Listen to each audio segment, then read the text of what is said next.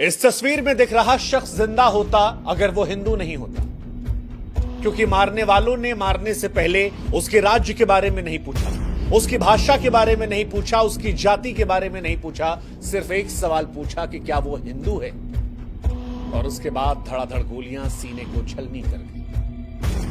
कोई दया नहीं, कोई रहम नहीं, सिर्फ एक सवाल था कि क्या तू हिंदू है, और जब जवाब मिला तो मौत का फैसला। जम्मू कश्मीर के पहलगाम में मंगलवार दोपहर करीब 3 बजे जो कुछ हुआ उसने इंसानियत को तार तार कर दिया, मानवता को शर्मसार कर दिया, भारत की एकता को लेकर सवाल खड़ा कर दिया, गंगा जमुनी तहजीब पर एक बड़ा सा क्वेश्चन मार्क खड़ा कर दिया। कश्मीर में 26 लोगों की मौत की पुष्टि हो गई है और यह आंकड़ा और बढ़ सकता है, लेकिन ये 26 लोगों की मौत किस तरह हुई है अगर ये आप जानेंगे तो यकीन मानिए आपकी रूह कांप जाएगी, इंसानियत से आपका विश्वास उठ जाएगा।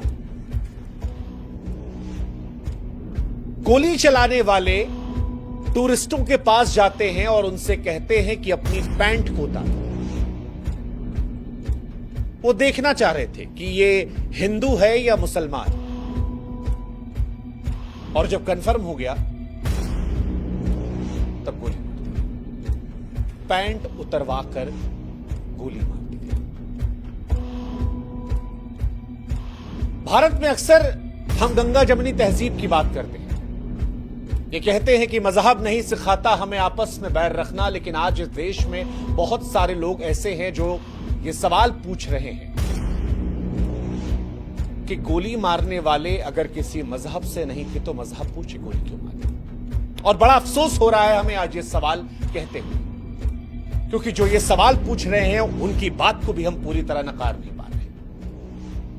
चंद रोज पहले हम कश्मीर के अंदर थे और हजारों लोगों से मिल रहे थे, बेशुमार मोहब्बत हमें भी मिली थी, लेकिन उसी कश्मीर में वो लोग भी हैं जो मजहब, जो धर्म देखकर लोगों को कत्ल कर रहे हैं। और इसी वजह से आज बड़े अफसोस से हम कह रहे हैं कि इस सवाल को हम चाहकर भी नकार नहीं पाएंगे, क्योंकि जिन्हें मारा गया उनके साथ कोई बहस नहीं हुई, कोई सवाल नहीं पूछा गया, इंसानियत को नहीं देखा गया।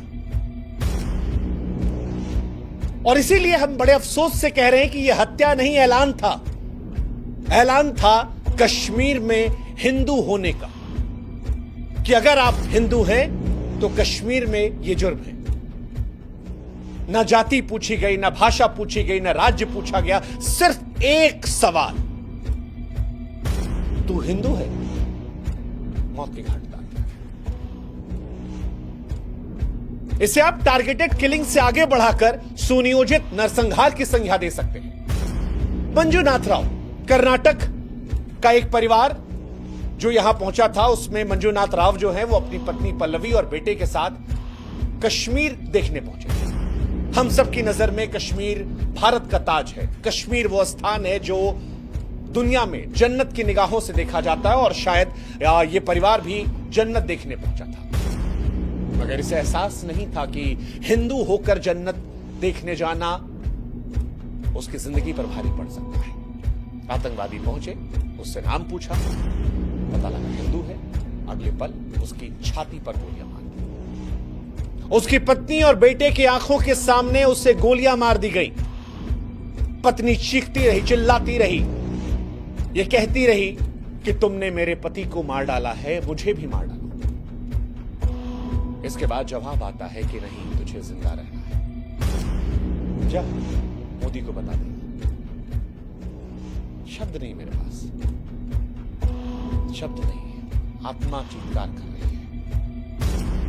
हम इस देश में दिन रात संविधान की दुहाई देते हैं। संविधान कहता है कि हम सब एक हैं, बराबर हैं, मगर आतंकवादियों का संविधान, वो कहता है कि हिंदू काफिर है, उसे सांस लेने का हक नहीं। वो कहता है कि अल्लाह का फरमान है कि हर काफिर का खून बहा दो। बांग्लादेश से बंगाल और कश्मीर तक मारने वाले भी वही, मरने वाले भी वही, और ये बड़े अफसोस के साथ कहना पड़ रहा है, बड़े अफसोस के साथ कहना पड़ रहा है। ऐसा नहीं कि इस आतंकवादी घटना के जरिए इस देश के हर मुसलमान को हम निशाना बना रहे हैं, लेकिन आज इस घटना का जो विरोध नहीं करेगा सवाल उस पर उठेगा, क्योंकि आज ये हत्या मजहब की वजह से हुई है। ये लोग जिंदा होते अगर ये हिंदू नहीं होते। और इसीलिए आज हम इस देश के मुसलमानों से भी कहेंगे कि आप भी आइए, हमारी आवाज में आवाज मिलाइए और बताइए, कहिए चीख कर कि धर्म की वजह से जो हत्या की गई है ये अल्लाह की इबादत नहीं हो सकती, ये मुसलमान नहीं हो सकता। कश्मीर की वादियां जो कभी फूलों की महक और शांति से महका करती थीं, अब हिंदुओं के लिए कसाई खाना बन गई हैं। कश्मीर में हिंदू होना मौत का फरमान है।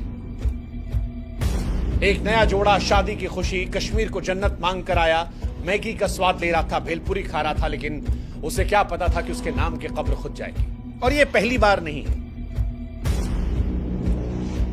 द कश्मीर फाइल्स ने जब कश्मीरी पंडितों के घाव को कुरीदा था तो उस फिल्म को इस्लामोफोबिक कहकर खारिज कर दिया गया था।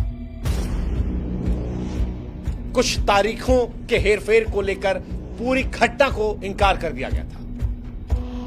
लेकिन कश्मीर में आतंक का मजहबी खून इतिहास जानना जरूरी है और आज वो इतिहास 1989 में टप्पू की हत्या, 1990 में रालेफ गालेफ और चालिफ का नारा, 2025 की ताजा लाशों की तस्वीरें।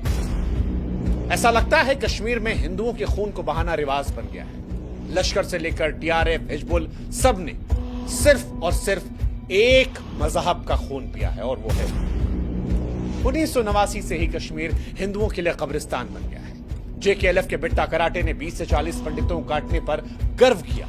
1990 में सैकड़ों हिंदू मारे गए। लाखों हिंदू पंडित ऐसे थे जो अपनी जड़ें छोड़कर वहां चले गए। नदी मार्ग में 24 पंडितों का नरसंहार हुआ। बीके गंजू की चावल के डब्बे में हत्या हुई। और ये सारी कहानियां हम सबके सामने आई, लेकिन सेकुलर नौटंकी में उलझकर हमने इसे खारिज कर दिया। लेकिन क्या बदला? आज भी नाम पूछकर ठोका जा रहा है। 2022 में 150 पंडित कर्मचारी डरकर भाग गए थे। 2023 में संजय शर्मा मारे गए और अब पहलगाम में पर्यटकों खत्म। अब नहीं तो कब कहेंगे कि यह नरसंहार नहीं है, यह हिंदुओं का सुनियोजित जनसंहार है। फरवरी 2019 के पुलवामा हमले में 47 जवान शहीद हुए थे और उसके बाद यह अब तक का सबसे बड़ा घटनाक्रम है। आतंकवादियों ने एक बार फिर हिंदुओं को ही निशाना बनाया है और यह संयोग नहीं, सुनियोजित साजिश है। दरअसल हिंदुओं का खून बहाना आतंकवादियों का शौक बन चुका है। न जाति, न भाषा, न राज्य, बस एक सवाल कि क्या तुम हिंदू हो? जवाब आया गोली। जिसने जवाब नहीं दिया उसकी पैंट उतार कर चेक कर लो। सवाल आज इस देश की सरकार से भी है। सवाल आज प्रधानमंत्री नरेंद्र मोदी और गृहमंत्री अमित शाह से भी है कि जब आप ये दावा करते हैं कि देश सुरक्षित हाथों में है, तो ये टारगेटेड हमले कैसे हो रहे हैं? मोदी सरकार बार बार कहती थी कि नोटबंदी के बाद, धारा 370 खत्म होने के बाद आतंकवाद खत्म हो गया था। लेकिन पिछली बार जब डोनाल्ड ट्रंप आए तब दिल्ली जली। अब अमेरिका का उपराष्ट्रपति आया है तो कश्मीर में खून बह रहा है। क्या ये सब संयोग है? लगता तो नहीं। लेकिन सवाल यह है कि आप क्या कर रहे हैं? देश के गृह मंत्री कश्मीर के दौरे पर गए हैं, लेकिन इस घटना के होने के बाद कश्मीर में आतंकवादियों के हौसले क्यों नहीं इतने पस्त थे कि ऐसी घटना करने के पहले उन्हें 1000 बार सोचना पड़ता?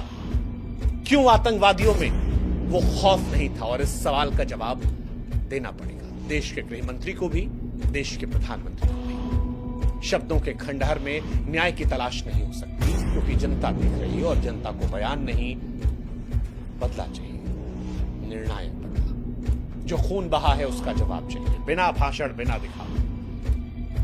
कश्मीर में अगर हिंदू होना गुनाह बन गया है तो फिर सरकार की खामोशी पर सवाल उठेगा, क्योंकि सरकार आपको यह जवाब देना पड़ेगा कि आप देश चला रहे हैं या लाशें गिन रहे हैं। और अगर मोदी सरकार के भी राज में हिंदू की पहचान उसकी मौत बन जाए तो फिर किस शांति की बीन बजाई जा रही है? सोचेगा। यह हमला लश्कर तैयबा के संगठन द रेजिस्टेंस फ्रंट द्वारा किया गया था। जम्मू कश्मीर के पुलवामा के बाद यह सबसे बड़ा हमला था जो मजहब के नाम पर हिंदुओं का खून बहा रहा था। इन सब के बीच हम सब खामोशी से देख रहे थे। सड़कों पर हिंदुओं का लहू बह रहा था। पहलगाम का जो हमला है वो रूह कपाने वाला है।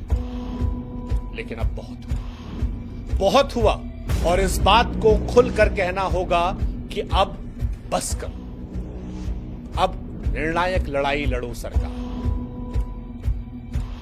और आप जो आज हमें सुन रहे हैं, जो चुप हैं वो भी दोषी हैं, जो डरते हैं बोलने से वो भी पहलगाम के इस खून में जिम्मेदार हैं।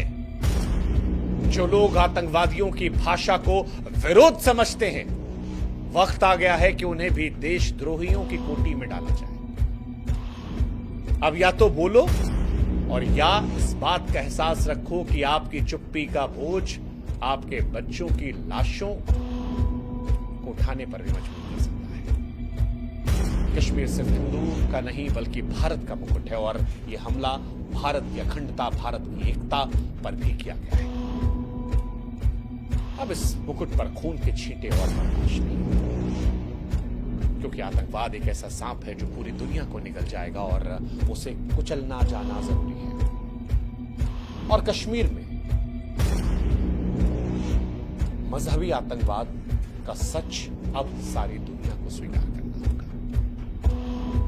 यह लड़ाई केवल कश्मीर की नहीं है, केवल भारत की नहीं है, यह मानवता की जंग है। आतंकवादियों, उनके समर्थकों, सहानुभूति करने वालों को बेनकाब करना होगा। सरकार से खानापूर्ति नहीं बल्कि कड़ी कार्रवाई की उम्मीद होगी। हर आतंकवादी को जड़ से उखाड़ना होगा सरकार।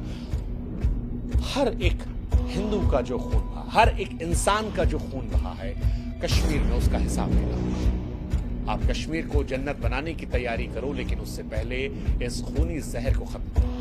देश की जनता चीख रही है, अब और खून नहीं, अब और आतंकवाद नहीं, अब और भारत की अखंडता, एकता पर हमला नहीं। आशा करते हैं कि इस घटना के बाद ऐसी घटना से हमें आपको रूबरू नहीं होना पड़ेगा,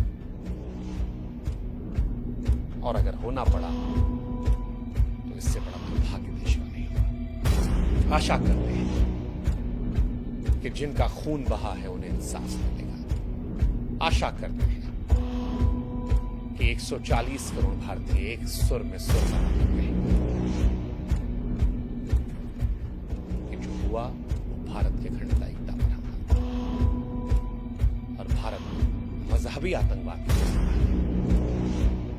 और जो नहीं कह रहा उसके बारे में आपको सोचने की जरूरत है।